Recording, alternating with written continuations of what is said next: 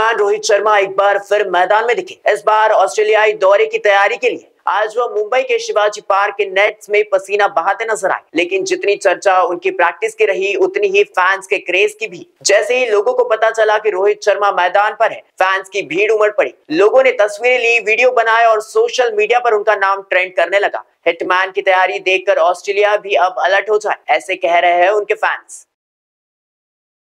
आपण पथविक्रेता किंवा छोटे उद्योजक आहात काय? आपल्या व्यवसायाला वाढवायला कर्ज घेण्यासाठी मोठ्या बँका आणि सावकारांकडे खेटे घालत आहात का? मग तुमच्यासाठीच आहे एक खुशखबर।